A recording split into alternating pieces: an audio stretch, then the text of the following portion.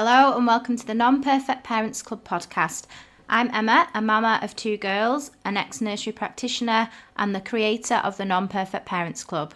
The Non-Perfect Parents Club is all about support, honesty, truths, acknowledging that none of us can be perfect parents because it's impossible, and basically just speaking the unspoken. The only rule here is no judgment allowed. I love hearing people's stories. I love finding out about other parents, their family dynamics, their values and how they tick. So that is what this podcast is going to be. Some great honest conversations about parenting, hopefully delving into some nitty-gritty thoughts and feelings that will make us all laugh, cry and sigh a big sigh of relief.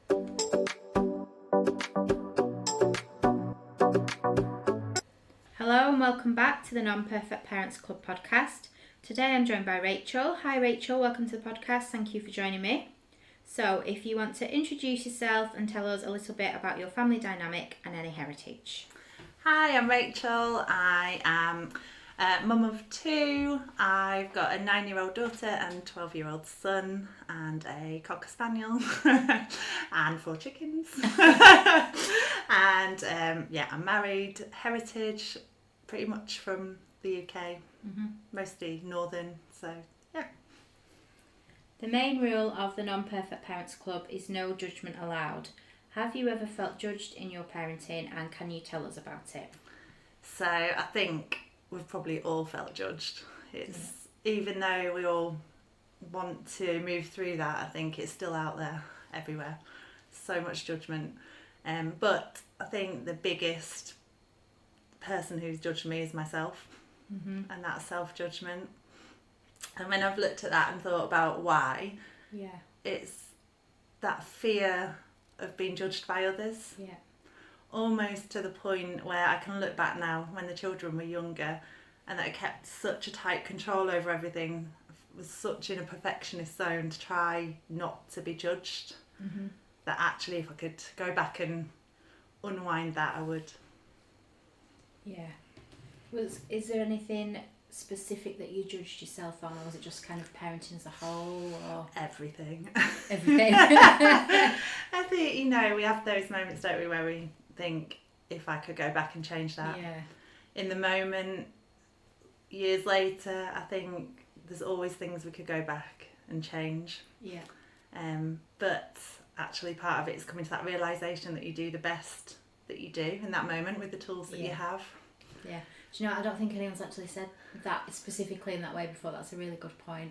And as I always kind of say, hindsight's a wonderful thing, isn't it? It's all right moving forward and then looking back. But often when you're in that moment, you can't see anything else, can you? You can, and I think that just that fear of being judged by others is enough to sort of keep you trapped in your own self-judgment. And actually, if we can all just realise that we're all so different and that no child is the same, no parent is the same, all backgrounds are different, we don't know what people's backgrounds are, and actually just stripping apart the idea that childhood has to be a certain way and that taking away any rules around it, because all children are so different.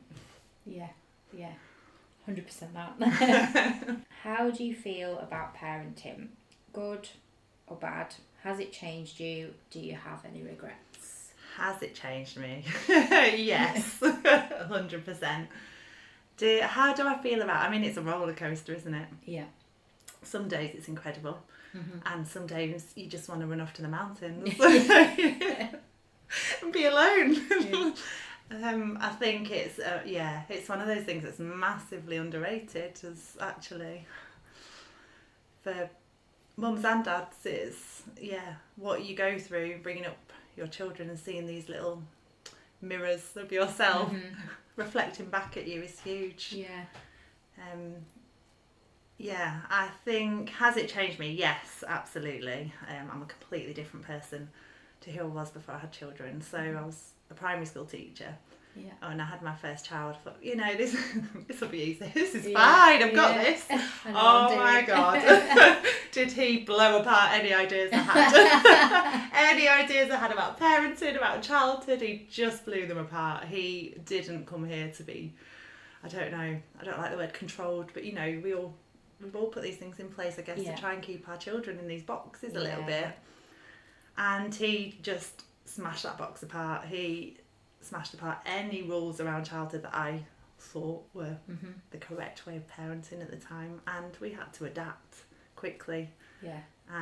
So I would say that my firstborn was like the catalyst to my awakening, to really sort of starting to come home, strip back layers of conditioning, start to come home to myself for what he needed, actually.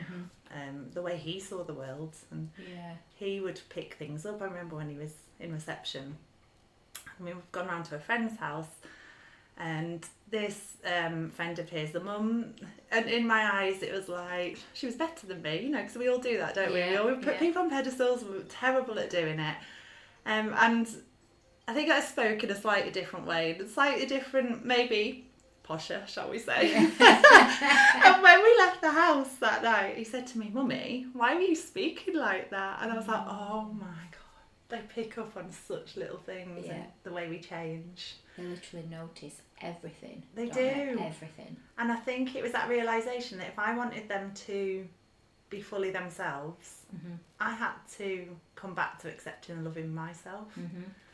And that, I guess, has been the biggest journey. I was going to say, so was that hard to do? Yes.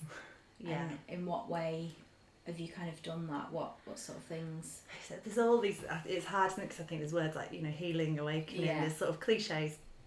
I think the crux of it was just really that self-awareness, actually, about my fears and what it was, that why I was doing things. So I mean, I journaled a lot. I went through a process where I'd write everything down. If I felt a certain way about something, I would write it down, and that would help me see it a bit more clearly about what was going on. It would sort of, I would look back to why I felt like that, so often going back to sort of family background, like how I was brought up. And, you know, in those days it was different, like children were meant to behave this certain way, we were all meant to be the same, and in a way still in the education system today it's a little bit like that.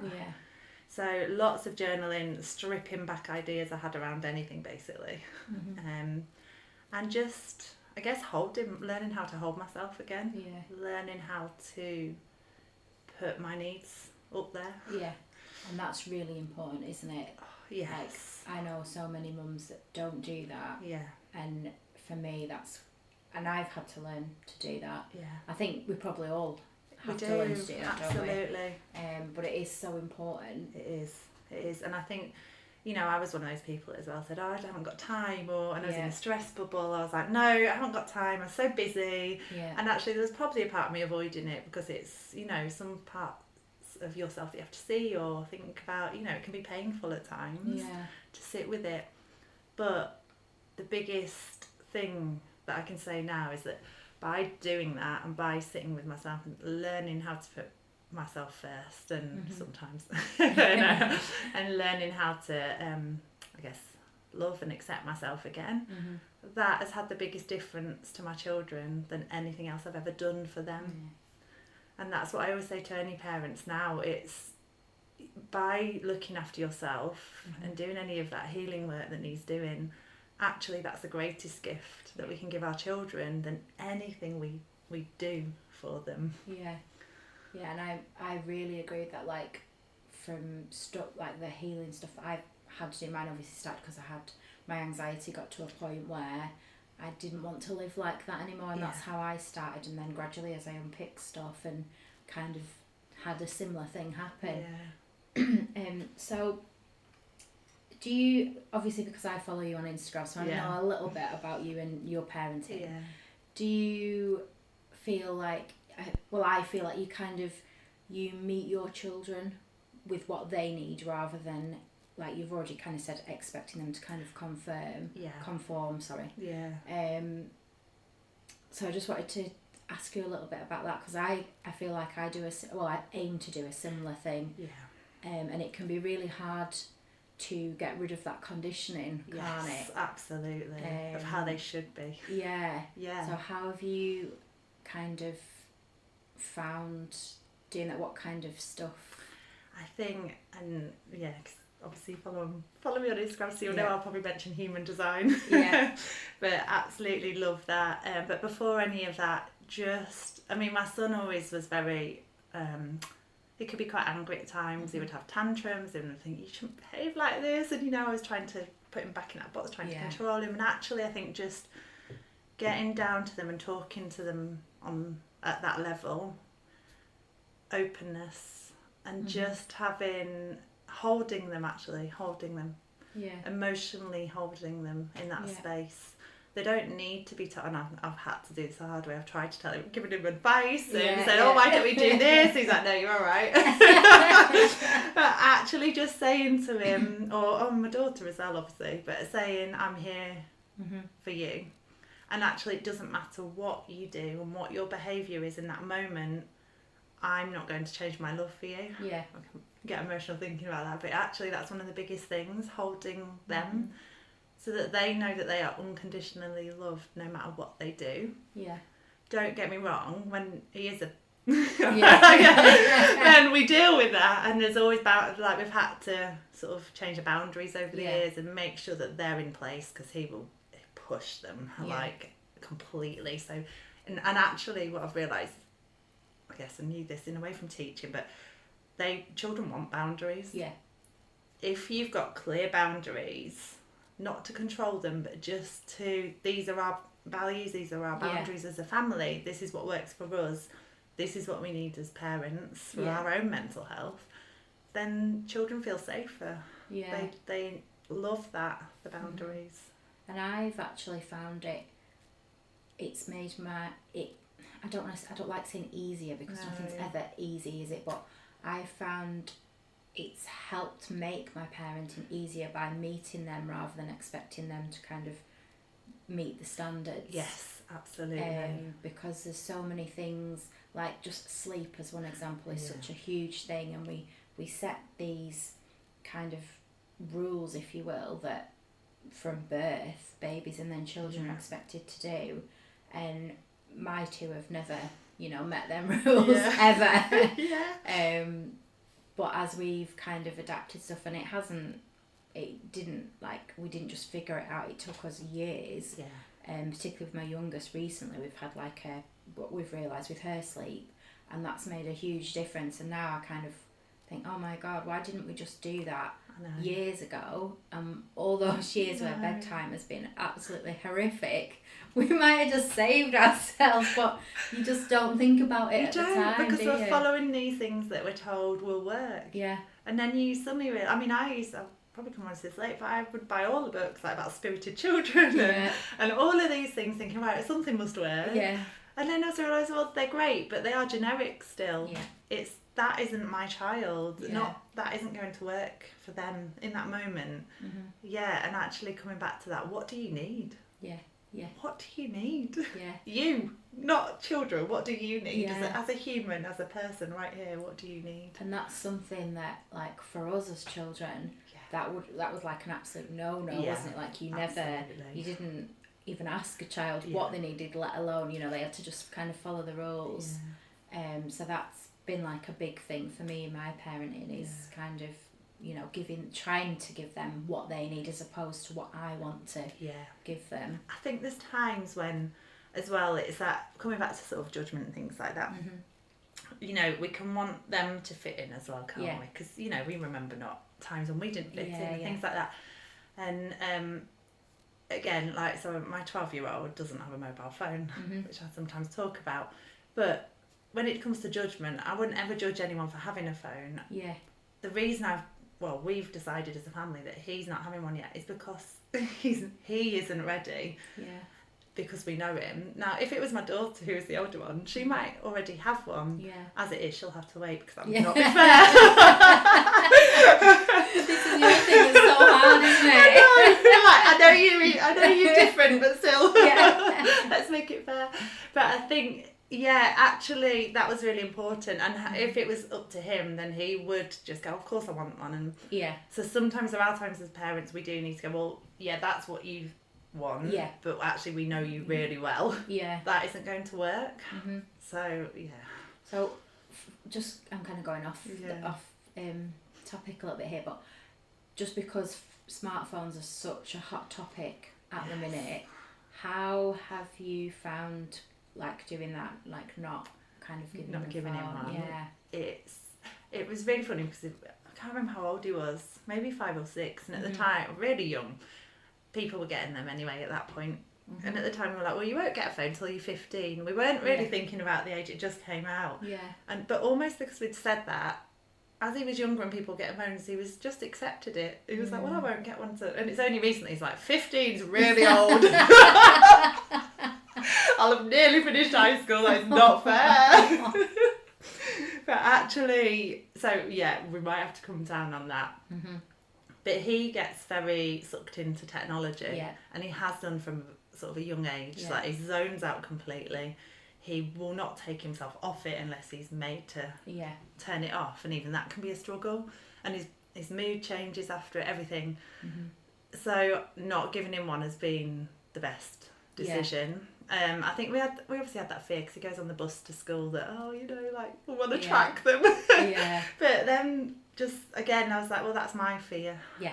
And there was one time he came home and he'd been on the bus and he said, you know what, everybody looks on their phones on the way home on the bus, and I just look out the window and look at the sort of countryside. I was like, great, that's what we want you to help regulate.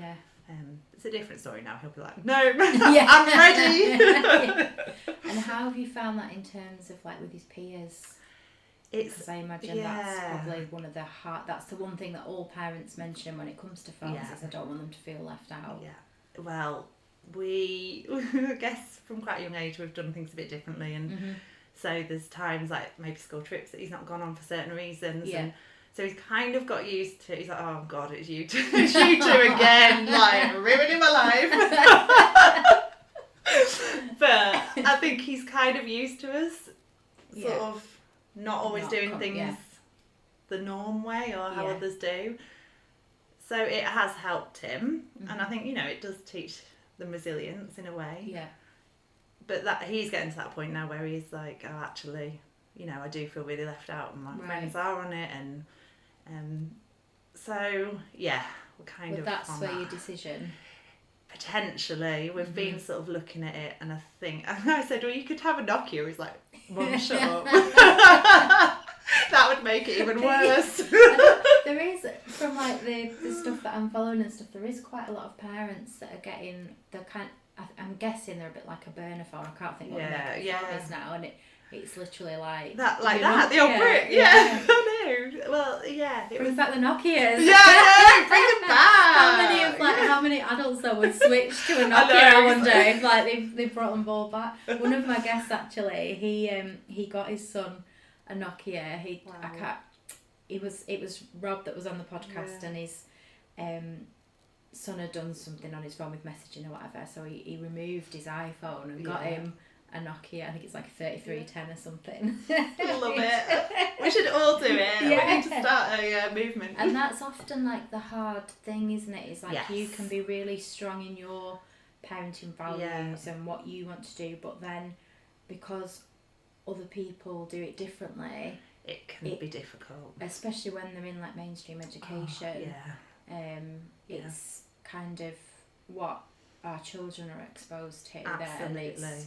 I think that adds a whole nother layer to parenting. It does. It really does. And I think you have to. I mean, my husband's really like quite strong-willed, so if I might have bent a little bit. I'm like, okay, we're going for this. But actually, I think there is a quality in that, and when I met him, he would always speak his truth, which sometimes I'd be like kicking him under the table.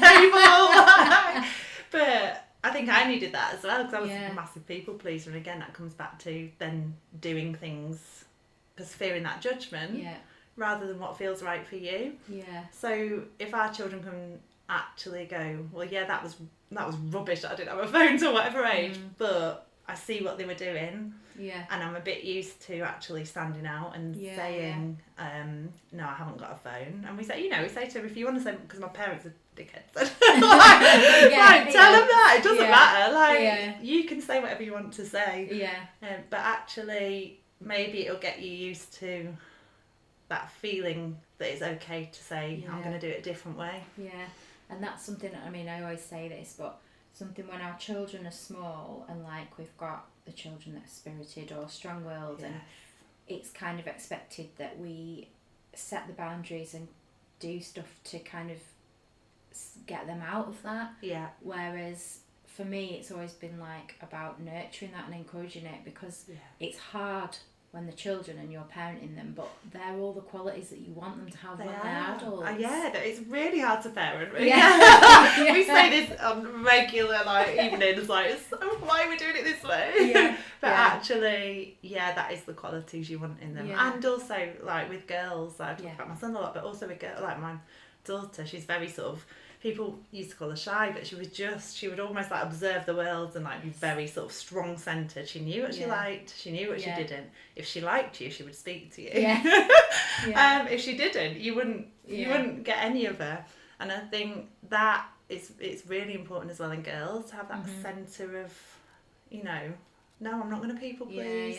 Actually, I'm going to speak my truth. And so many of us as mums and females are brought up as people pleasers and the overgivers, and actually we just want to try and cut that, don't we? So that they can grow up without the anxiety and without having to do the healing and any of that they can just grow up as themselves and be confident in that. And accept each other in that as well. That's it. And especially for girls. I think that's really important. And again, I can relate to that. My youngest particularly, both my girls are strong-willed but in very different ways, and my youngest was always the one she would, if she likes you, she'll speak to you.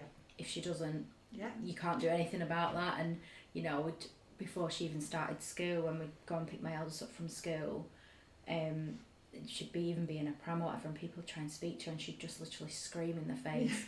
And I was just like, oh my goodness, I used to dread it. And I was like, oh, she's just not a people person. Thinking, but then she doesn't like you.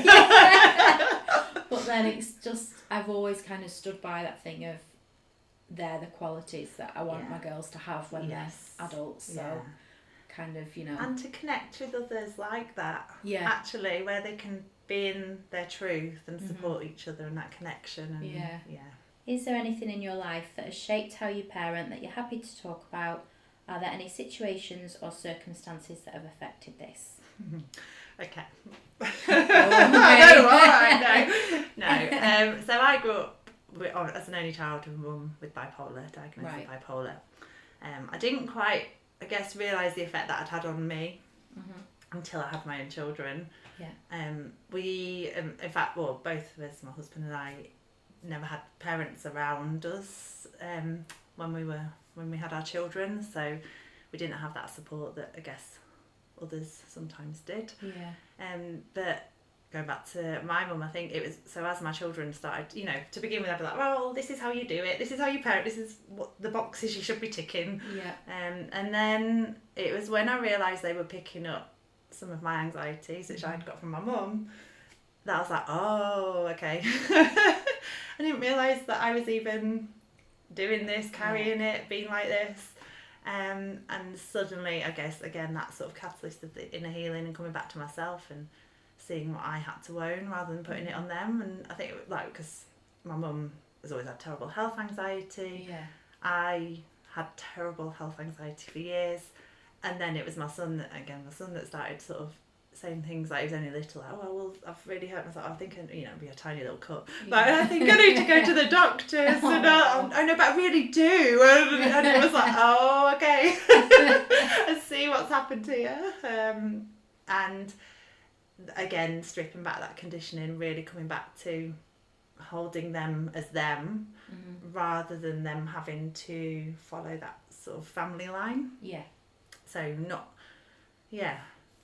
sort of being like anyone else in the family, that they could just be themselves, and that's okay. Even if there was judgment from any in-laws or parents, it was like, well, this is how we're raising them. And that can be quite hard to do and say, can't it?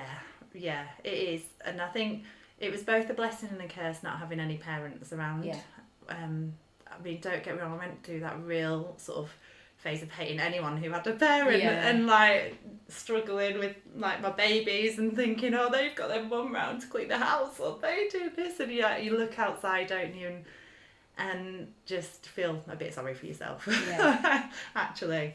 So I think it was hard in a lot of ways, Mm-hmm. but what it really meant is that we could bring them up how we wanted to do it. Yeah. And we didn't really have that interference. Mm-hmm. My dad lives in America, and Right. like my husband's parents are up sort of Newcastle way, but we didn't see loads of them either. Yeah. And so they kind of came to, when we did see them, accept, well, yeah, of course, this is how you're doing it, and it might be different to how we would do it, but they came to accept that as well, and they came to see the impact of the children and how they were growing up as themselves, and their confidence that started shining through. So yeah, it was blessing and a curse. Yeah. And how did you find, sort of, do you and your husband have similar views when it comes to parenting, or have you had to kind of meet in the middle, or what? I think we do actually. Mm-hmm. We do. Just trying to think if there's anything that is. I think I probably took the lead to begin with. As you do as a mum, and obviously being a teacher, I was like, oh, I know how to do this. Like, completely different ball game, but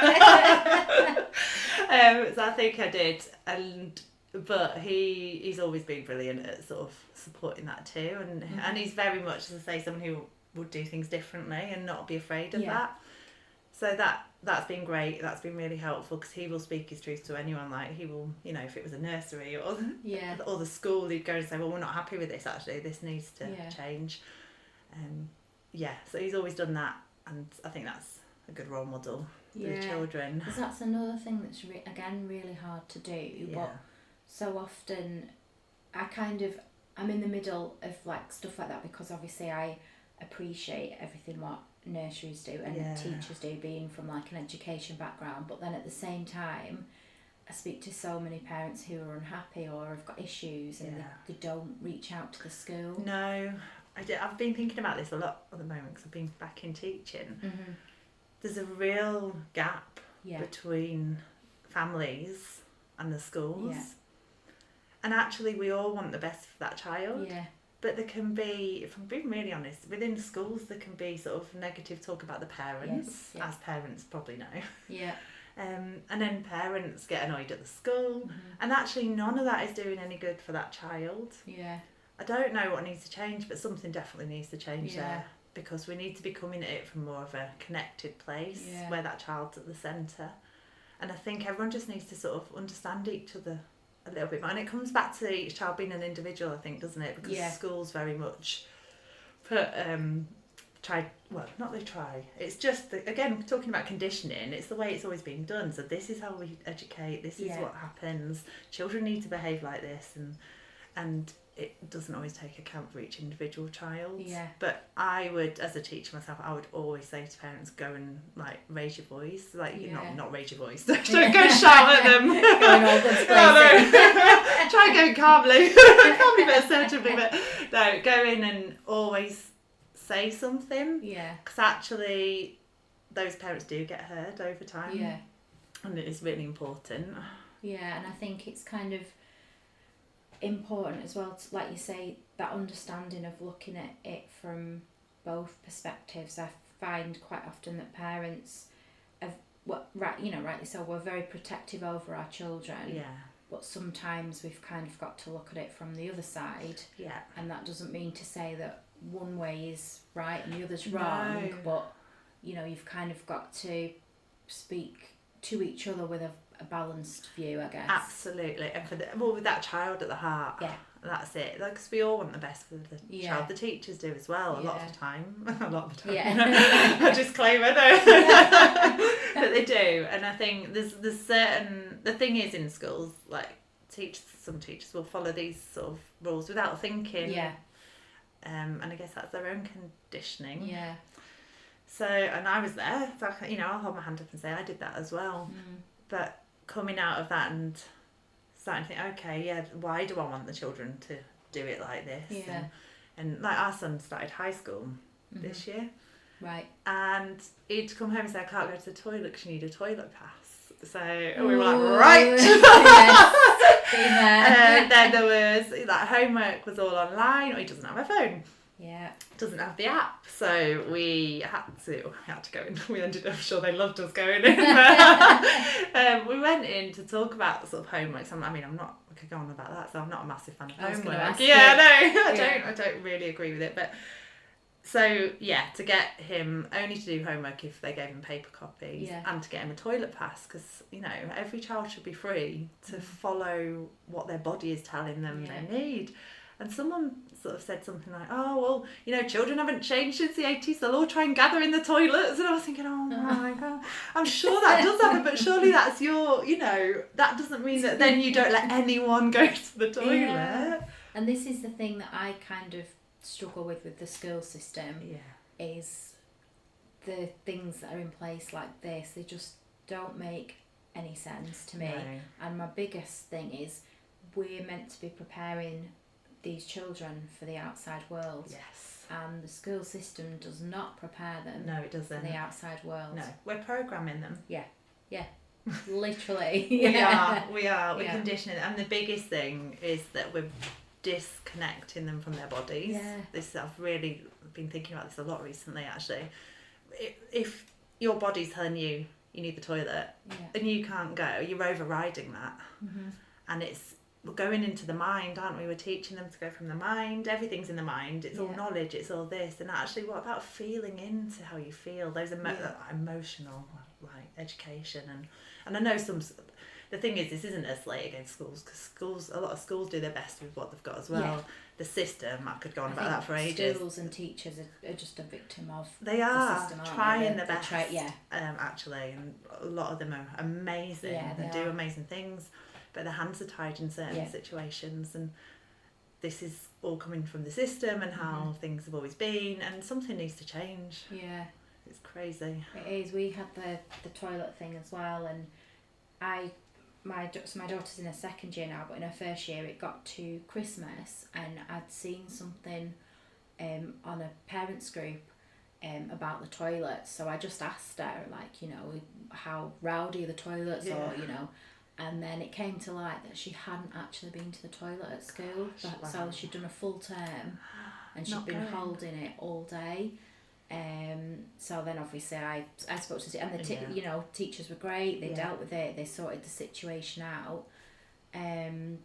But I know there was a lot of other parents with similar concerns. And the thing for me is as well, my eldest is very reserved and quiet at school. At home she's absolutely not, but in other places she is, so she wouldn't ask.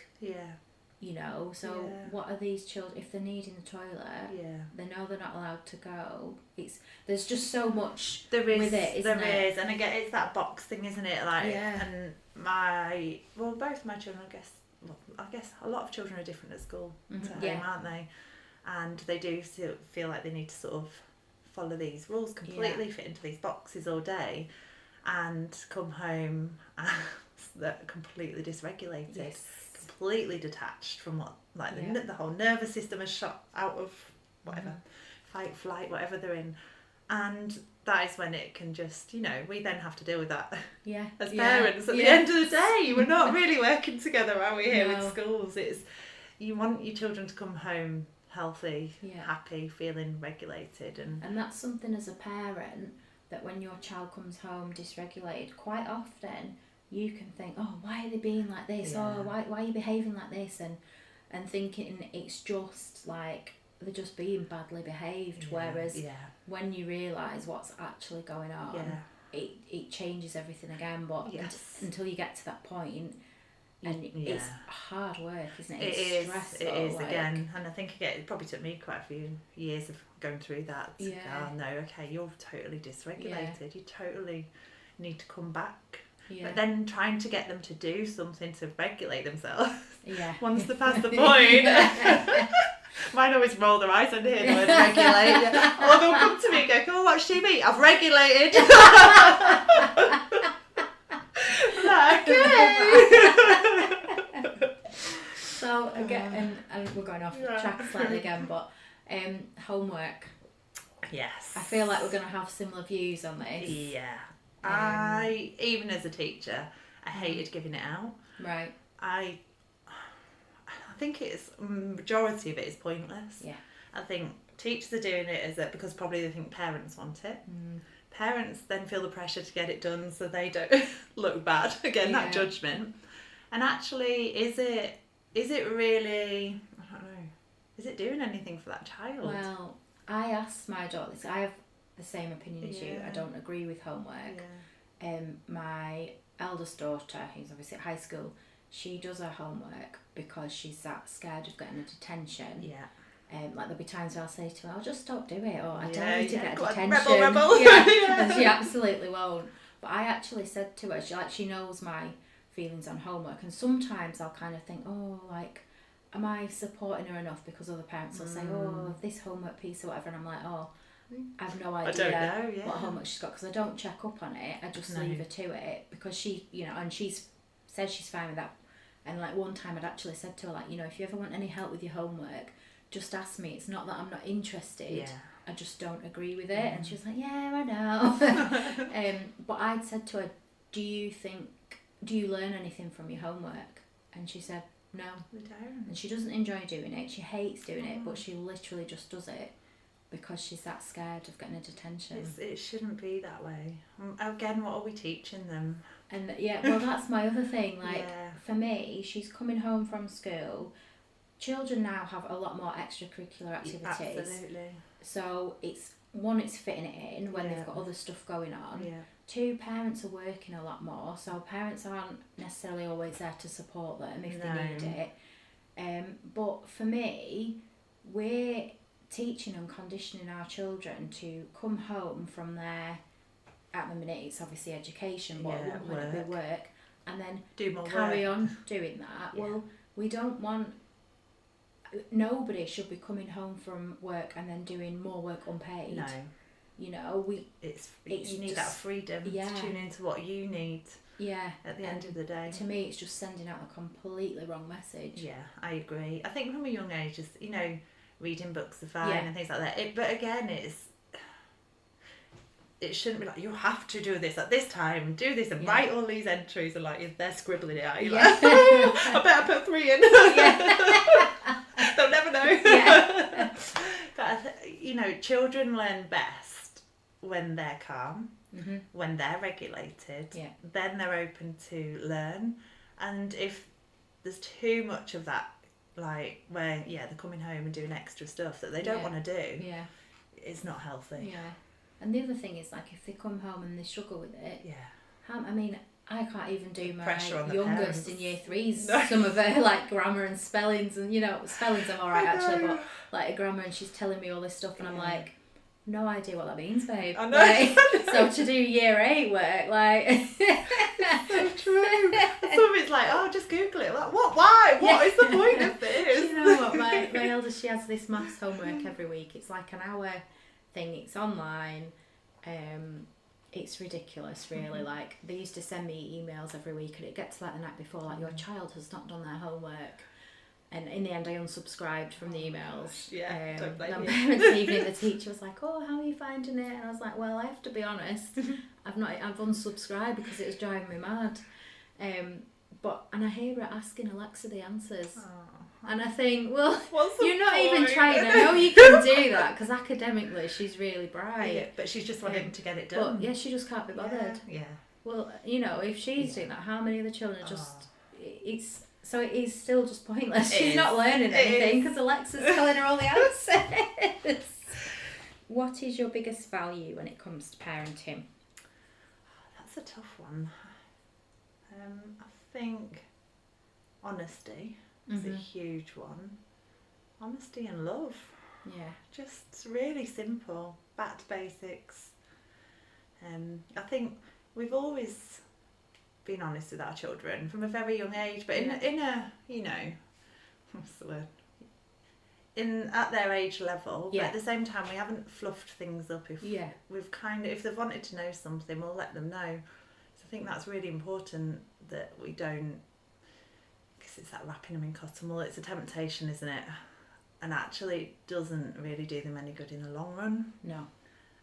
So building that, understanding of the world, that resilience, really important. So openness, honesty, on all, and they can ask us anything as well. What's really interesting as they're getting older is that the questions are getting more. They start getting trickier, don't they? Yes. Like, right, okay.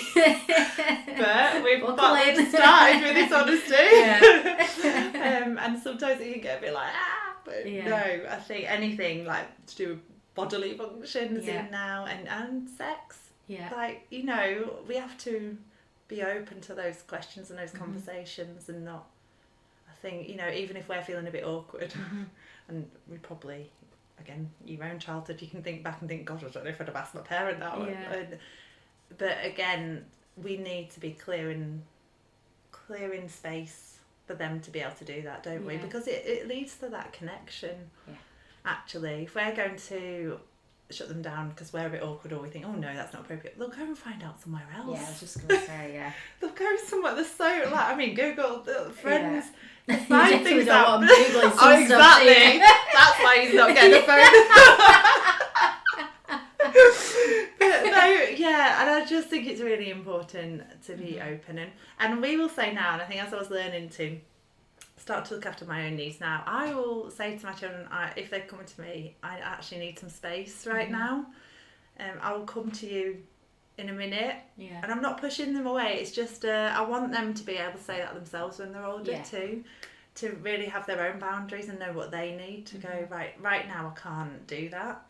Sorry, I'll come to you when I'm ready, if that makes sense. So I think, honesty on both parts. How are you feeling? Nothing's out of bounds really. Yeah. And as I said, love, holding yourself in love, holding them in love. And love doesn't mean, it's funny because love can mean different things, can't it? Yeah.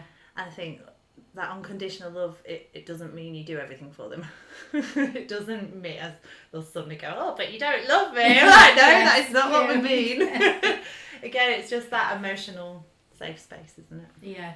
It's when you say that anytime, like, we set a boundary with my youngest, if it's something she doesn't agree with, like, if she's said something or whatever, and we said, oh, it's not really appropriate to say that, or it's not kind to say that, or something along the lines, she like, oh, you don't even love me.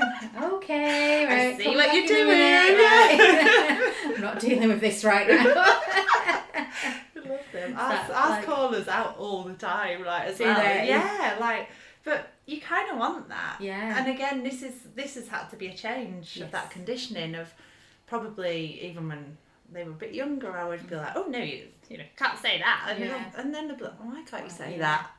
Like, I mean, that is a viable question. Yeah. Why can't you say that? Why can't you call me out? Yeah. If I'm calling you out on things or trying to get you to behave in certain ways, and they'll be like, will you do that? I think I don't know, they might be like, are you having one of your moments? Like, yeah, I probably am actually.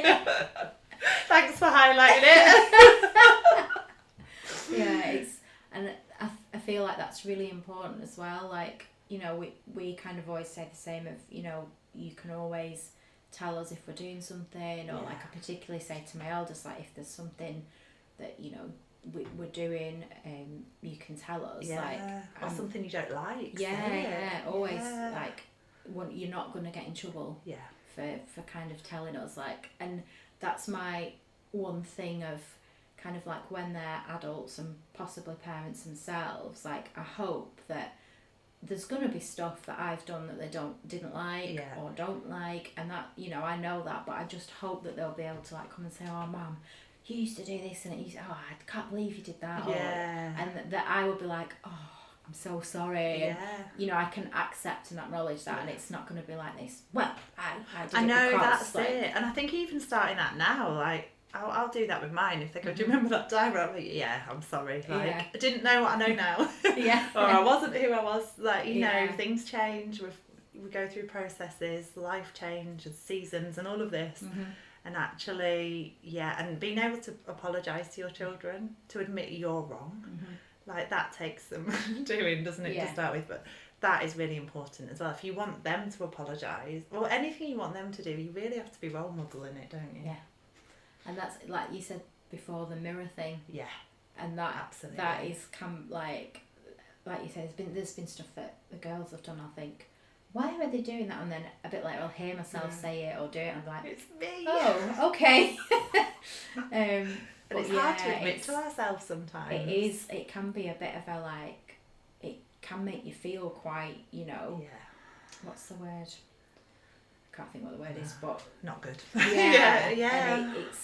And it's a big. I guess that's maybe why like a lot of people kind of do the things they do and don't let the children talk back and all that, because it's quite, to see that reflected back, it's painful sometimes. Yeah, it is. Yeah, but I think there almost are.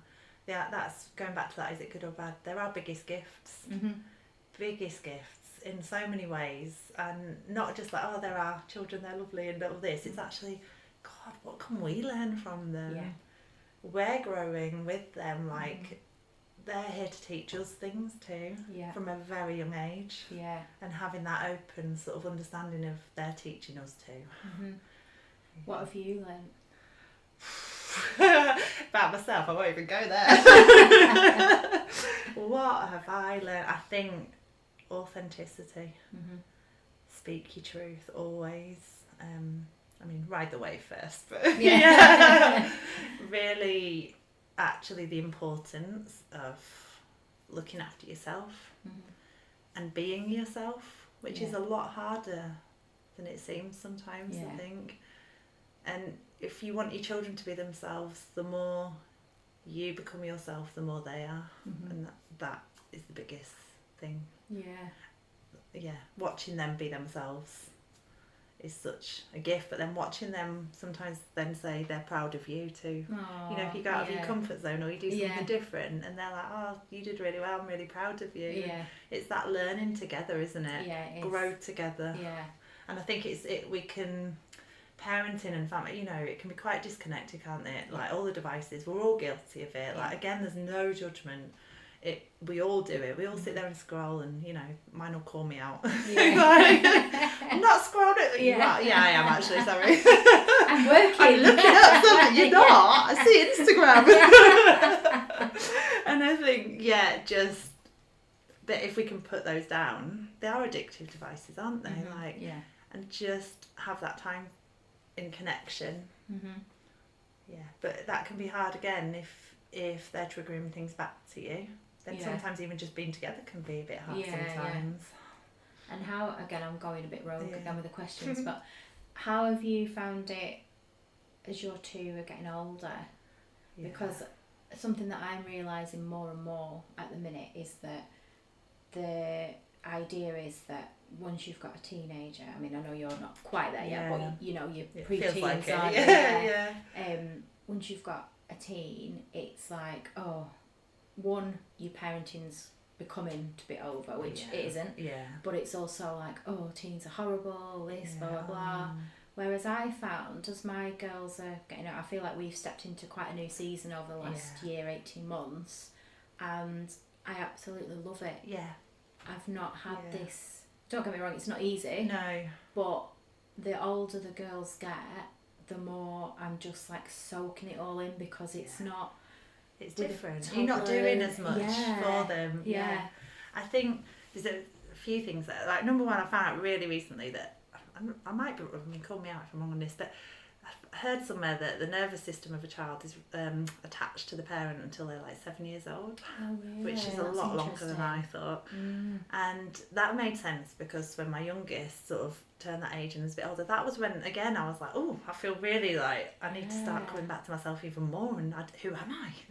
Like, who am I actually without them? And that comes to the second thing. I think transitional phases are not spoken about enough. So when my son was leaving year 6 about to go to high school, I had to grieve that. And I think we don't talk about that enough, actually. We need to grieve these stages, and coming back to a place where I could go back to sort of my career, or start thinking about that and work again. I was like, oh my God, I don't know if I want to do this. And I had to grieve that real being a mummy. on that level when they were younger, but once I'd sort of allowed myself to really feel that, then I could really see the beauty in the next stage, and the joy that you can get from that too. And I feel like I can connect with my girls so much more now because, like you say, I'm not having to do everything for them, but we can go and enjoy stuff, and they can tell me what they want to do that's genuinely what they're interested in, and we can go and do that together, and you're not having to lug all the bags and all that kind of stuff. No, it's amazing, and they give you little gems. They come out with gems, don't they? Yeah. And I found it really hard actually with my daughter at one point because when I looked then back at it, I found it hard just playing with her, and it was because of the relationship with my mum. So I'd had a difficult relationship with my mum. It still hadn't sort of even really properly healed or dealt with that, and that was impacting on my relationship with my daughter. So that took me on that journey, and being able to go through that and really go into that process really improved our relationship as well, which again, we're talking about that sort of trigger things and mirrors, and that was the best thing I could do, and come back to our relationship with fresh eyes. What has been your biggest challenge so far? My biggest challenge. I'm gonna hope my son never listens to this. My biggest challenge was my son. So if you know anything about human design, he's a manifester. Now, I'll tell you this: two famous manifestors were Hitler and Putin. Okay. And when I found that out, I was like, that makes sense.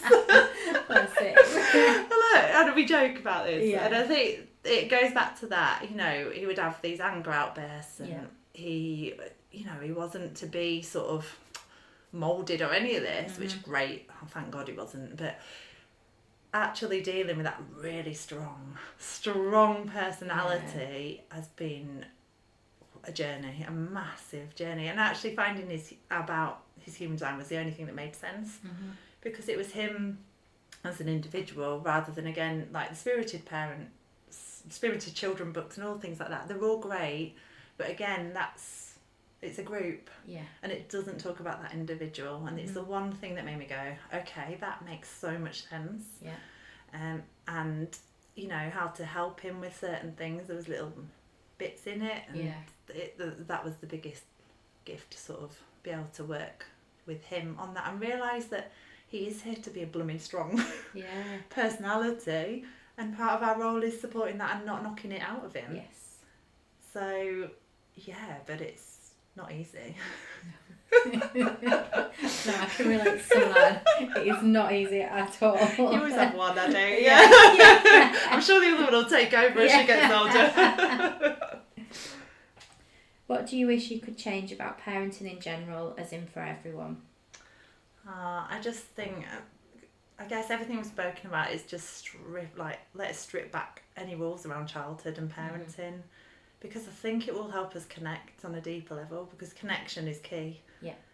And even when we do connect and there are these little bubbles of connection, I bet loads of us are still sat thinking, I should be doing that better, or they should there. And where does that even come from? We just need to strip it away and go, wow, like, we're all individuals. These children are all individuals. Look at how amazing they are.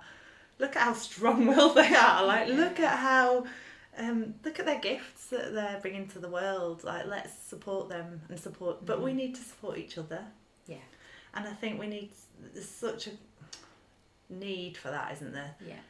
To be supported as parents, to be able to support the children, and just that full connection where there's more, if you are in a family that doesn't have family around, like we weren't, well, is there another way we can build a community? It's, do you know what? It's bringing back the village. It is. And like you say, the village isn't always blood. No, it's not. I guess just kind of following on from that, I would say to people, don't be scared to create a village from people who aren't blood. Absolutely. Because you can find some amazing people out there that will support you, that you would never expect to be the ones to support you. That's it, and support your child in their strengths, isn't it, as well? It's not always, it might be a different person or group or something that they do. It can, it can be the football coach, can't it? It can be any of these amazing sort of people that are around. The swimming coach, the swimming teacher. It can be all these people that actually see your child. and want to support them, and sometimes we're terrible, aren't we, at accepting help? Yes. Yeah. Or asking for help. Yeah. Which probably comes back to the first question about judgment. Yeah. And if we can just all do that a little bit more, yeah, I think it will just open everything up. And I think for our children as well, having people around them that care about them can make such a difference to them. Like, I was a child that didn't have anyone other than my parents really around me. A couple of family members, but there was nobody that I could reach out to. And I know everybody's different, but for me, if I'd have just had some other people around me that I knew cared about me and understood me, that would have made such a difference to my childhood. And I think putting family, I say this a lot, putting family back at the heart of society, because I don't think it is there at the moment. It's not at all. And even, in workplaces and everything, it's almost like, I don't know if you did this when you went back to work, that, I can't really mention that I've got a baby, because they might think I'm not professional or that. So silly. We just, family is the heart of everything. For everyone, whether it's difficult, family, like, you've had a difficult family background, whether it's, however you find it, it's your foundation. And so if we can all just put that back and think, well, what is needed? How do we support this? Then that could change a lot. If you've enjoyed this podcast, please don't forget to follow, share with other parents you know, and if you haven't already, please leave a review on the app that you're listening on. A new episode is released every week. Follow or subscribe to be notified when each new episode goes live. If you would like to be a guest on the podcast, please get in touch via any of my social media channels, website or email. Thank you, Rachel, for joining me on today's episode. It's been great to have you, and thank you to everyone for listening.